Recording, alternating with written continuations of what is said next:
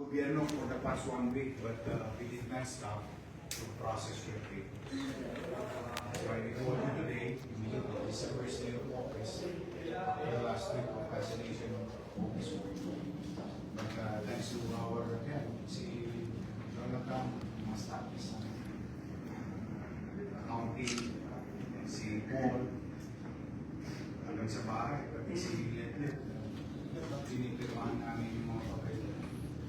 Because we wanted to address your situation because some of you is life and death situation. At ito, isa lang ang request ko sa inyo. Una, salamat ko sa Diyos at sa taxpayer.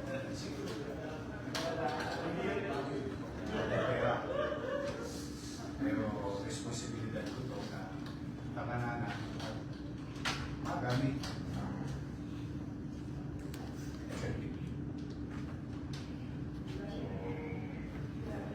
Anyway, Rihanna Amara de Los Angeles, 3.1 million.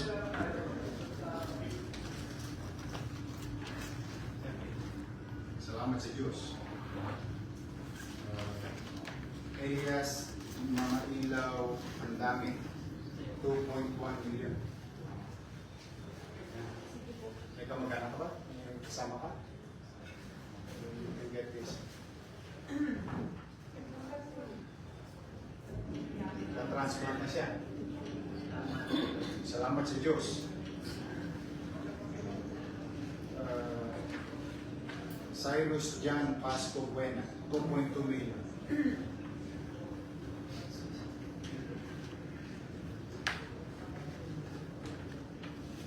Salamat sa Diyos, ha? Martian Gel Buslon, 2.4 million.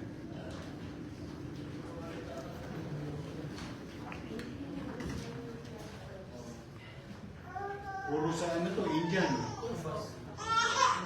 Oh, malapit na. Casey Alarilia Osana, 1.8. Oo,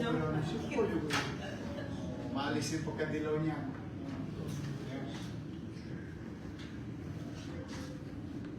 Joshua Palomer Parado, 1.1 million. Okay, good. Nag-i-eskwela ka? Mag-aral ka maigi, ha? May snaring na po yung kasi po pati yung brain. Kaya nga, kailangan pag gumaling. Maraming salamat po. Salamat kay si Diyos. Hanilin Velasco Atienza, 251,000. Oh.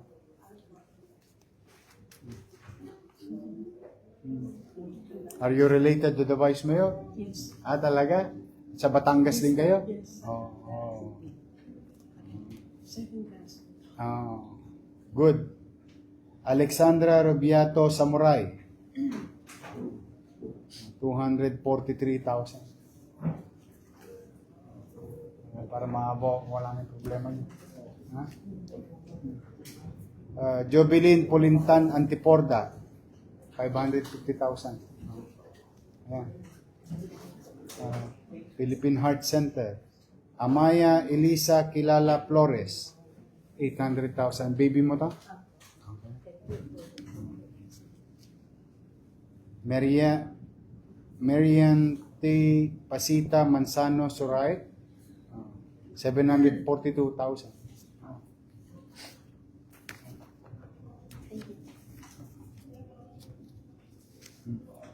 Okay, ito naman si Norhana Gimadin Talabat.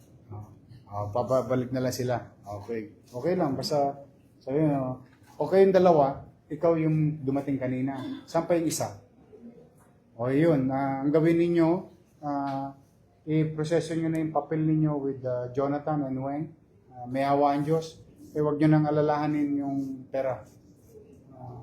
The city will pay for it. Ang importante, mabuhay lang yung mga anak ninyo. Ha? Ipoproseso lang kayo. Ilang araw lang yan. Actually, mabilis lang yan.